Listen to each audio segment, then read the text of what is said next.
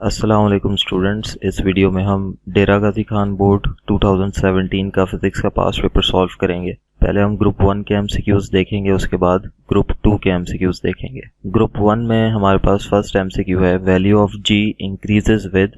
4 option हमारे सामने, जिसमें से सी हमारा करेक्ट आंसर है। डिक्रीज इन अल्टीट्यूड के एल्टीट्यूड के कम होने के साथ साथ जी की वैल्यू बढ़ जाती है। आपकी बुक में चैप्टर 5 में एक आर्टिकल है variation of g with altitude, वहां से ये कॉन्सेप्ट पूछा गया है। क्वेश्चन नंबर 2 है the work done will be 0 when the angle between force and distance is. कहता है कि फोर्स और डिस्टेंस के दरमियान कौन सा एंगल होना चाहिए कि वर्क डन जो है वो 0 हो जाए। तो हमें एंगल बताना है फोर्स और डिस्टेंस के दरमियान। तो वर्क डन का फॉर्मूला हम जानते हैं एफ एस कॉस थीटा। अब थीटा की वैल्यू अगर 90 हो जाए, मतलब कॉस थीटा की जगह अगर हम कॉस 90 लिखें तो कॉस 90 0 के बराबर होगा। हम लिखेंगे एफ एस कॉस 90 और cos 90 हो जाएगा 0 के इक्वल। तो इस तरह पूरी इक्वेशन जो है वर्क डन की वो 0 हो जाएगी, इसलिए 90 हमारा करेक्ट आंसर है। Question number 3, in which of the following state molecules do not leave their position. कहता है मैटर की किस हालत में मॉलिक्यूल्स अपनी जगह नहीं छोड़ते। इसका करेक्ट आंसर है सॉलिड। चैप्टर 7 में कैरेक्टरिस्टिक्स ऑफ सॉलिड से ये आर्टिकल आपसे पूछा गया है और हम जानते हैं कि सॉलिड में ओनली वाइब्रेशनल मोशन होती है, मॉलिक्यूल्स बहुत टाइटली पैक्ड होते हैं, इस वजह से अपनी जगह नहीं छोड़ पाते, इसलिए सॉलिड इसका करेक्ट आंसर है। Question number 4, water freezes at. तो फ्रीजिंग पॉइंट पूछा गया है वाटर का, और हम आमतौर पर सेल्सियस डिग्री में ही हम सब जानते हैं कि 0 डिग्री सेल्सियस पर वाटर फ्रीज हो जाता है। लेकिन अगर आप यहाँ ऑप्शंस में देखें तो 0 डिग्री सेल्सियस आपको नहीं मिलेगा। तो अब इसका ऑल्टरनेटिव हमें ढूंढना है। तो अगर आप बी ऑप्शन देखें 32 डिग्री फ़ारेनहाइट, तो 32 degree Fahrenheit basically 0 degree Celsius के ही इक्वल होता है, इसलिए बी इसका करेक्ट आंसर है। क्वेश्चन नंबर 5 में कहता है in solid heat is transferred by. Solids में हीट कैसे ट्रांसफर होती है, बी इसका करेक्ट आंसर है कंडक्शन। चैप्टर नंबर 9 से एमसीक्यू आपसे पूछा गया है, कंडक्शन के थ्रू सॉलिड्स में हीट ट्रांसफर होती है। Question number 6, in gases heat is mainly transferred by. तो गैसेस में हम जानते हैं कन्वेक्शन के थ्रू जो है वो हीट ट्रांसफर होती है। क्वेश्चन 5 में हमें सॉलिड्स के बारे में पूछा गया है और क्वेश्चन 6 में गैसेस के। तो सॉलिड्स में कंडक्शन और गैसेस में कन्वेक्शन जो है वो mode of transfer of heat होता है। Question number 7, the number of base units in system international are. कहता है सिस्टम इंटरनेशनल में बेस यूनिट्स की तादाद कितनी है। तो चैप्टर 1 में आपने फिजिकल क्वांटिटीज स्टडी की थी, टोटल 7 होती हैं फिजिकल क्वांटिटीज। तो अगर क्वांटिटीज 7 है तो उनके यूनिट्स भी 7 होंगे, इसलिए सी इसका करेक्ट आंसर है 7। Question number 8, which instrument is the most suitable to measure internal diameter of a test tube. कहता है टेस्ट ट्यूब का इंटरनल डायमीटर मेजर करने के लिए सबसे सुइटेबल इंस्ट्रूमेंट कौन सा है। तो चैप्टर नंबर 1 में हमने वर्नियर कैलिपर्स की डेफिनेशन में ये देखा था कि वर्नियर कैलिपर एक्सटर्नल और इंटरनल दोनों डायमीटर्स मेजर करने के लिए एक सुटेबल इंस्ट्रूमेंट होता है, इसलिए बी वर्नियर कैलिपर इसका करेक्ट आंसर है। Question number 9, bye dividing displacement of a body with. अच्छा, विद के आगे यहाँ पर टाइम है, जो मैंने ओरिजिनल पेपर देखा था उसमें यहाँ पर टाइम विद के आगे जो है वो टाइम मेंशन था, तो इसको आप करेक्ट कर लें। By dividing displacement of a moving body with time we obtain. तो अब आप एक फार्मूला याद करें, डिस्प्लेसमेंट डिवाइडेड बाय टाइम। तो ये फार्मूला था वेलोसिटी का, इसलिए वेलोसिटी जो है वो इसका करेक्ट आंसर है। Question number 10, Newton's first law of motion is valid only in the absence of. कहता है न्यूटन का पहला कानून उस वक्त सिर्फ वैलिड होगा जब क्या चीज जो है वो मौजूद ना हो। इसका करेक्ट आंसर है फ्रिक्शन। चैप्टर नंबर 3 में आपने Newton's first law of motion study किया था, वहां से ये कॉन्सेप्ट जो है पूछा गया है। Question number 11, two equal but unlike parallel forces having different line of action produce. कहता है दो इक्वल हों लेकिन अनलाइक पैरेलल फोर्सेस हों और उनका लाइन ऑफ एक्शन भी डिफरेंट हो, तो क्या प्रोड्यूस करेंगे। इसका बी करेक्ट आंसर है कपल। चैप्टर नंबर 4 में आपने कपल की डेफिनेशन और कॉन्सेप्ट स्टडी किया था, वहां से ये एमसीक्यू पूछा गया है। Question number 12, earth gravitational force of attraction vanishes at. कहता है कि अर्थ की ग्रेविटेशनल फोर्स ऑफ अट्रैक्शन कहाँ पर जाकर ख़त्म हो जाती है, तकरीबन ख़त्म हो जाती है। तो इसका करेक्ट आंसर है इन्फिनिटी।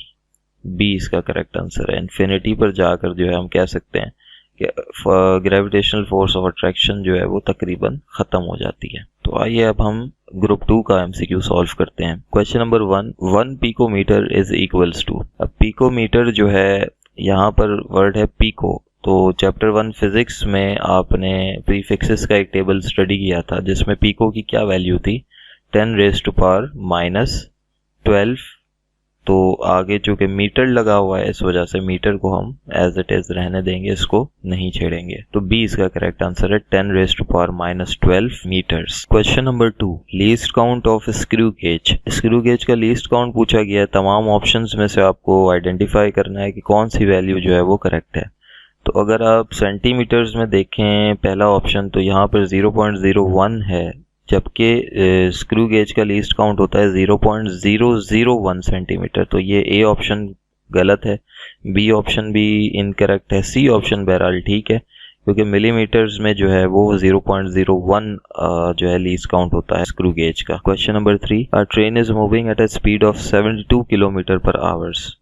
ठीक है, एक ट्रेन है जो कि 72 किलोमीटर पर आवर की रफ्तार से मूव कर रही है। इट्स स्पीड इन मीटर पर सेकंड। हमें सिर्फ यूनिट कन्वर्ट करना है, किलोमीटर पर आवर से हमें मीटर पर सेकंड में जाना है। तो देखें किलोमीटर से मीटर में जाने के लिए हमें क्या करना होता है, 1000 से मल्टीप्लाई करनी है वैल्यू। 72 को हम 1000 से करेंगे मल्टीप्लाई ताकि किलोमीटर से मीटर में हम कन्वर्ट हो जाएं। उसके बाद हमें आवर को करना है सेकंड में। तो एक घंटे में 3600 सेकंड्स होते हैं, तो हम 3600 से वैल्यू को डिवाइड कर देंगे। वैल्यू कौन सी है 72 मल्टीप्लाई बाय 1000 डिवाइडेड बाय 3600। तो इसका आंसर हमारे पास आ जाएगा 20 मीटर पर सेकंड।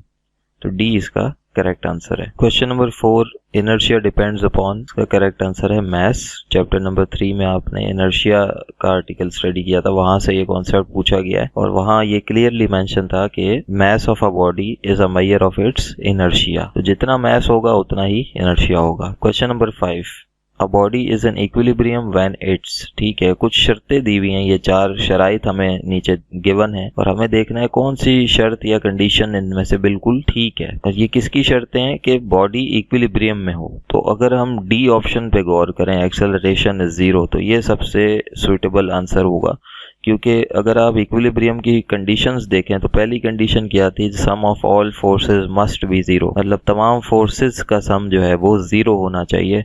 तो अगर हम फोर्स का फार्मूला देखें F = ma mass into acceleration, तो अगर एक्सेलरेशन हम 0 कर दें तो जब वो मास से मल्टीप्लाई होगा 0 तो फोर्स भी 0 हो जाएगी और बॉडी हम कह सकते हैं कि उस वक्त इक्विलिब्रियम में होगा, इसलिए डी इसका करेक्ट आंसर है। Question number 6 the speed of geostationary satellite with respect to earth. कहता है अर्थ की निस्बत जियोस्टेशनरी सैटेलाइट की स्पीड कितनी रखी जाती है।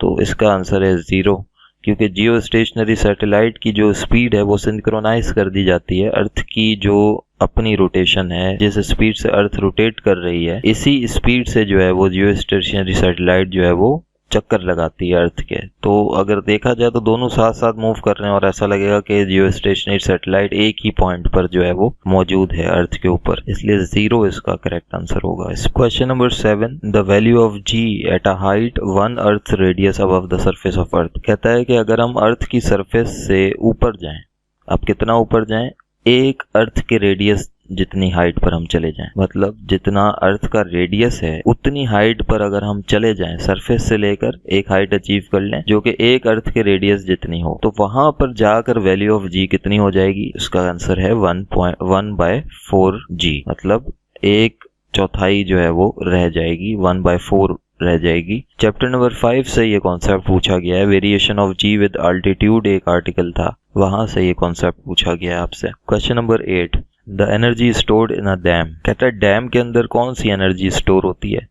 तो बी इसका करेक्ट आंसर है पोटेंशियल एनर्जी, क्योंकि वाटर स्टोर्ड है, स्टोर्ड फॉर्म ऑफ एनर्जी जो है हमारे पास पोटेंशियल एनर्जी होती है। Question number 9 5 litres is equals to. देखें 1 लीटर बराबर होता है 1000 क्यूबिक सेंटीमीटर के, तो 5 लीटर्स 5000 क्यूबिक सेंटीमीटर के बराबर होना चाहिए। तो अब आप इन चारों ऑप्शंस में से देखेंगे 5000 क्यूबिक सेंटीमीटर कहाँ पर है। डी पर अगर आप गौर करें तो 10⁻³ यहाँ पर 1000 के बराबर हो गया और 1000 जब इस 5 से मल्टीप्लाई होगा तो 5000 आंसर आएगा और एंड पे क्या है क्यूबिक सेंटीमीटर। तो डी इसका करेक्ट आंसर है 5000 cubic centimeter. Question number 10. SI unit of pressure is Pascal which is equals to. Chapter number 7 में आपने प्रेशर का आर्टिकल स्टडी किया था, वहां पर हमने देखा कि प्रेशर का SI यूनिट पास्कल है और एक इक्वेशन थी जिसमें ये मेंशन था कि 1 pascal is equals to 1 newton per metre square. तो बी ऑप्शन आप देखें तो ये करेक्ट है, 1 newton per metre square. Question number 11. Mercury freezes at. Mercury का फ्रीजिंग पॉइंट पूछा गया। आपकी बुक में एक टेबल है फ्रीजिंग पॉइंट का, वहां पर ये इसकी वैल्यू मेंशन है -39 degree Celsius. Question number 12. In gases heat is mainly transferred by. ये ग्रुप 1 में भी MCQ पूछा गया था, रिपीट हो गया है। तो गैसेस में अगर आपको याद हो तो कन्वेक्शन जो है वो मोड ऑफ ट्रांसफर होता है। सॉलिड्स में कौन होता है? कंडक्शन। सॉलिड्स में कंडक्शन के थ्रू हीट ट्रांसफर होती है और गैसेस में कन्वेक्शन के थ्रू होती है। तो स्टूडेंट्स, आज हमने देरा गाजी खान बोर्ड 2017 का फिजिक्स का पास्ट पेपर सॉल्व किया है। पहले ग्रुप 1 का MCQ सॉल्व किया, उसके बाद ग्रुप 2 का। ये तमाम MCQs बहुत इंपॉर्टेंट हैं क्योंकि पिछले तमाम सालों से MCQs जो है इस पेपर में रिपीट हुए हैं। तो ज़्यादा चांसेस हैं कि आप जिस साल पेपर दें तो ये MCQs वापस आपके पेपर में रिपीट हो जाएं। इसलिए तमाम बोर्ड्स के MCQs जो है वो आप लाजमी देखें। मेरे चैनल पे आपको तमाम सॉल्व्ड MCQs तमाम बोर्ड्स के जो है वो मिल जाएंगे। पंजाब के जितने भी बोर्ड हैं उनके सॉल्व्ड MCQs आपको मिलेंगे, हर साल के मिल जाएंगे और हर ग्रुप के भी मिल जाएंगे। चैनल को सब्सक्राइब ज़रूर करें ताकि जो नेक्स्ट वीडियोज़ हैं वो आप तक पहुँच सकें, और इस वीडियो को भी लाइक और शेयर करें। अल्लाह हाफिज़।